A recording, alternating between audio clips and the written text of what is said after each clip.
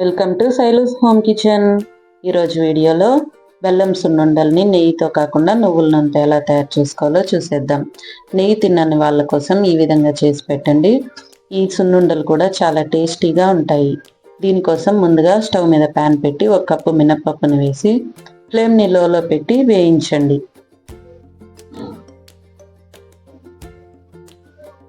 ఇది కాస్త వేగిన తర్వాత 2 స్పూన్లు బియ్యం వేసి వేయించండి. బియ్యం వేయడం వల్ల సున్నుండ తినేటప్పుడు పంటికి అంటుకోకుండా ఉంటుంది. మినపప్పుని రంగు మారేంత వరకు వేయించుకోవాలి. మినపప్పు బాగా వేగినప్పుడు మంచి వాసన వస్తుంది. అప్పుడు స్టవ్ ఆఫ్ చేసి వెంటనే ప్లేట్లోకి ట్రాన్స్ఫర్ చేయండి.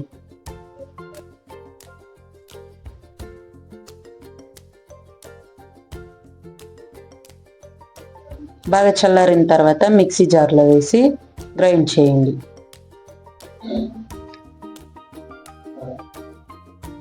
మినపప్పుని బరకగా గ్రైండ్ చేసి తీసుకోండి. ఇప్పుడు ఇందులో 1 కప్పు మినపప్పుకి 3/4 కప్పు బెల్లం వేసి గ్రైండ్ చేయండి. స్వీట్ ఎక్కువగా కావాలనుకున్న వాళ్ళు 1 కప్పు బెల్లం వేసుకోండి.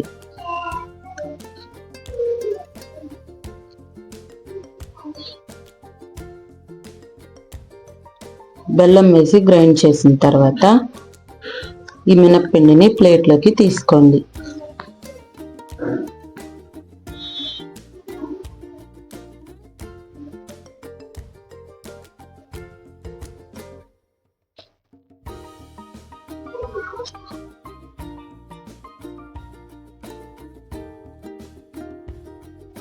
ఇందులో వేడి చేసిన నువ్వుల నూనెని కొద్ది కొద్దిగా వేసి కలుపుకోండి. ఇదే విధంగా నెయ్యితో కూడా చేసుకోవచ్చు. నెయ్యి తినని వాళ్ళ కోసం ఈ విధంగా చేయండి. నువ్వుల నూనె కూడా ఆరోగ్యానికి చాలా మంచిది. నూనె గోరువెచ్చగా ఉన్నప్పుడు వేసి కలపండి. నూనెని ఒకేసారి కాకుండా కొద్ది కొద్దిగా వేసి కలపండి. మొత్తం అంతా బాగా కలిసేలా కలుపుకున్న తర్వాత పిండిని తీసుకొని మీకు కావాల్సిన సైజులో లడ్డూలా చుట్టుకోండి.